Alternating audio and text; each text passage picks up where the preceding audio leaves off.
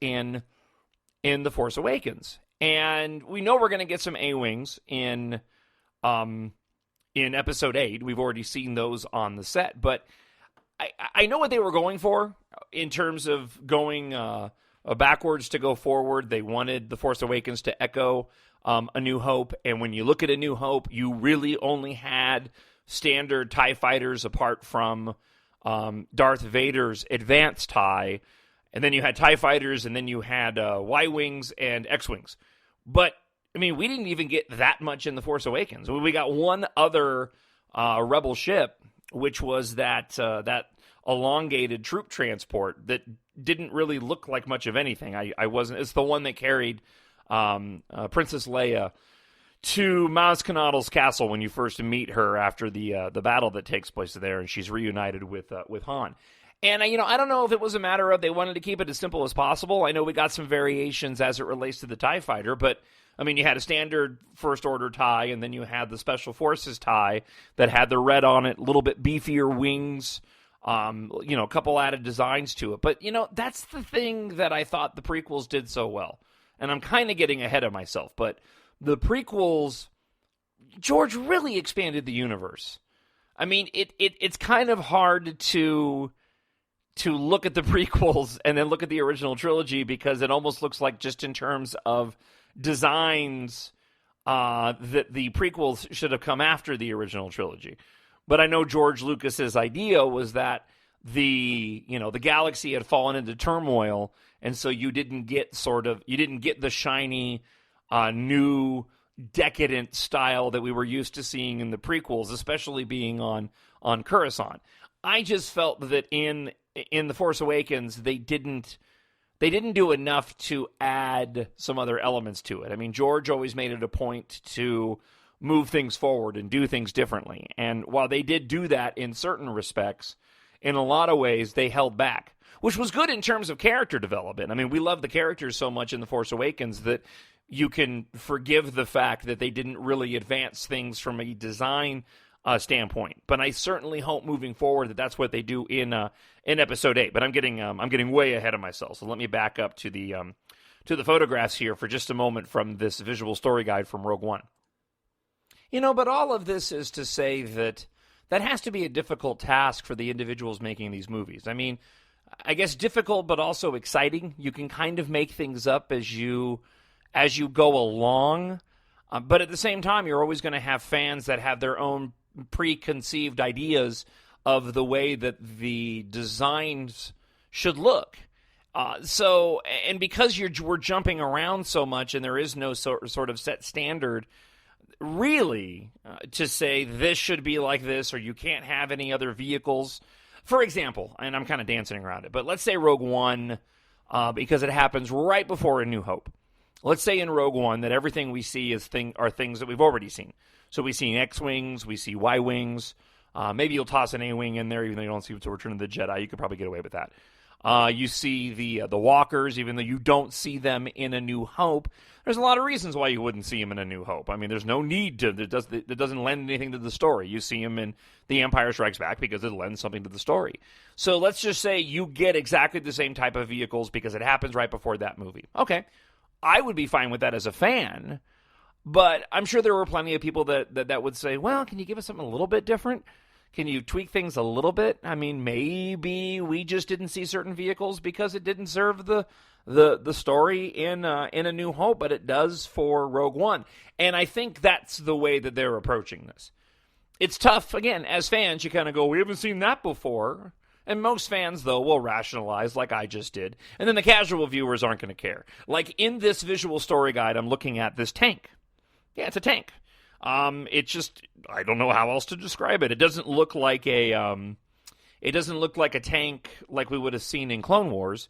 Sort of a very low profile, beat up looking tank thing, hovering along the ground with a couple of stormtroopers out of ports on top, and then surrounded by stormtroopers on the side. It looks like a stormtrooper military vehicle. And you could certainly say, well, we didn't see that in A New Hope because there wasn't any need to see it in A New Hope. My Nerd World. See, one of the differences between doing a regular radio show like I do for a living and doing a podcast is that when you do a podcast and your wife calls up to tell you that she's at Walmart and she left her wallet at home, I have to stop the podcast and run down to Walmart to deliver to her wallet that I knew was actually in the closet when her purse fell over, and thought she would have noticed that before she left. So partly my bad and partly her not checking, but why would you check, right? Yeah. See, that's why I don't envy purses and stuff like that, because I know, I mean, everything that I'm going to the store with is going with me in my pocket. But this affords me the opportunity to kind of reset where I was. Let me get back to this Rogue leak that I've been talking about, this visual dictionary, and raise a couple of points. There's one particular photo that really stands out with this whole thing, and it really brought to mind a thought about Rogue One that I hadn't had yet. Maybe it was the most obvious thought, but I just hadn't really thought much about it. So there's a photo, and if you saw the what you did for The Force Awakens, they really had a set number of production art that they used in the marketing. And I'm not talking about what you'd find on the card backs of the action figures. I thought those were cool in and of themselves. I really thought the artwork on the action figure cards was really different and cool. But there was some very specific pieces of art that were done based off of still images. I mean, it's clear that these are drawings, but it's also clear that they're taken from, actual moments in the film. And there's one that I'm looking at here. It basically looks like it looks like the background wallpaper for your iPad. As a matter of fact, I may have to use this as that. One half on the left-hand side, you have the rebels. You have your group of your 5 humans. You have the enforcer droid that we were talking about, the 2 aliens that we were discussing, all sort of posing together in a group. And then above them, all sort of washed in brown. Above them, you have Y-Wing, X-Wings, and then that new transport ship that I was describing a moment ago.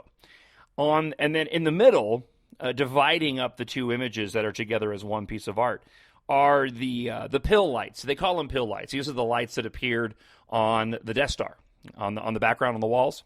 There's another thing that divides the page, and I'll get to that in a moment.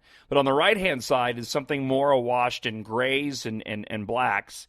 You have a portion of the Death Star up in the corner, and then you have this Director Krennic that we talked about. Pretty much the photo of the shot, or a drawing of the shot that we saw in the trailer of him standing there in the white robe with the gun, surrounded by what we know now are Death Troopers, along with a Scarab Trooper and a regular Stormtrooper. Now, the Scarab Trooper we haven't talked about, but it essentially looks like a biker scout, but it's got a more of a cream sort of sand color to his outfit. The Death Troopers are the ones that I talked about a couple of weeks ago when the trailer came out. They have the elongated helmet pieces on the front. They're all black, Stormtrooper, style, with the green lights on the helmet. And then you have your standard Stormtrooper off to the right. Now, along with that is a very large, menacing Darth Vader that basically splits the photo up in 2. And this looks like, and what we've been told, is that the Darth Vader in the film is going to, or has been, faithfully recreated from the Darth Vader that we saw in A New Hope. And this certainly would lend itself to them. If you go watch A New Hope, you'll notice that Darth Vader really looks different than the Revenge of the Sith Darth Vader, and looks different than the Empire Strikes Back and Return of the Jedi Darth Vader.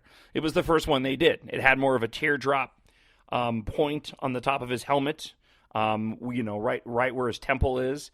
The lenses of the helmet were washed in red. It wasn't symmetrical. And this photo certainly is a visual representation of that A New Hope Darth Vader, which I think is cool. And I don't think we've talked about... I do have new information about the Bacta tank. that I'll get to in just a moment. It's a bit spoilery, but we were talking about the Bacta tank quite a bit. I think I may have mentioned it last week, but they think that Darth Vader's in it. Okay, anyway. So my point to all this is, I guess it finally dawned on me that Rogue One is sort of the Rebels story. It is the war movie. I like the fact that after watching Rogue One, I think it's going to have some really big implications to going and watching A New Hope. You saw the Rebels at the end of A New Hope when Luke Skywalker joins them and they team up. To a certain extent, the group that we followed in the movie, much like The Force Awakens, weren't really the Rebels yet. So what I like about this is that we're kind of getting the Rebels backstory, which I think is really cool. I like that idea. I like this idea that we're going to get further into the mythology surrounding what's been going on in the universe, apart from the very personal story that we got of Luke Skywalker in A New Hope. But here's where the unique scenario comes into play. And it's not something that how do I want to word this? We're not really going to know how this is going to work out until we get probably 4, maybe 5 years from now. What I'm talking about is, what is Star Wars going to mean as it relates to the movies, in terms of the timeline? And I'm wording this all wrong. Let me use Marvel as the example. Marvel, they've done their phases. Marvel, the Marvel Cinematic Universe, phase 1, 2, and 3. And in that, you have a very much Star Wars scenario, because I believe that Disney is copying the sort of the Marvel aesthetic. You have your main trilogy movies, your main saga movies in the Avengers. Now, the Captain America movie rounds out the Captain America trilogy, if you will, right? So with Captain America, the First Avenger, Captain America, Winter Soldier, and then Civil War. But, Civil War was as much as an extension, of Age of Ultron, as Age of Ultron was to the original Avengers movie.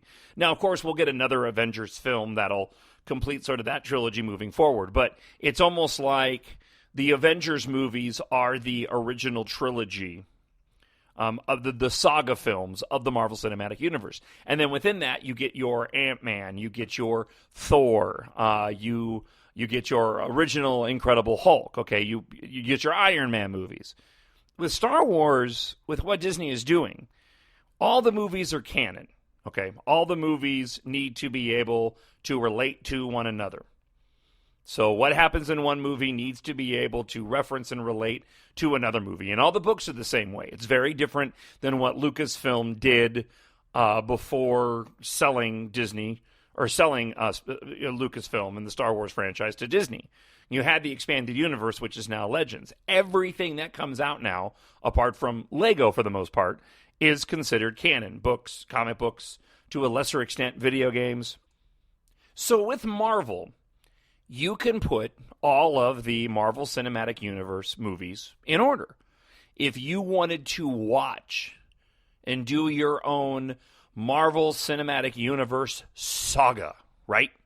You could start off with, I guess you go back to the Incredible Hulk. Actually, you have to go all the way back to Captain America, the First Avenger, and then work your way forward. But even that gets a little bit tricky, because the end of the first Captain America is right before the Avengers, and so you could sort of deem the first part of Captain America as a flashback. Either way, my point is, you could watch all those movies in order, and you could be watching a saga, and everything relates to one another. And certainly in the MCU, they did that with all those scenes at the end of the film, at the end of the credits, that relate to the next movie coming out. So you can do that. The Marvel Cinematic Universe, however, fits very well together, because we're not looking at huge gaps in time as it relates to when those movies were made. Okay, this is where we have the Star Wars, I don't want to say conundrum, the Star Wars problem, okay? And that is, what's cool is that you're going to have these movies, and these movies are going to give you the opportunity to create a long, huge saga. your Star Wars story films, while they are not the saga movies, while they are not 1, 2, 3, 4, 5, 6, 7, 8, 9, you can put them in between.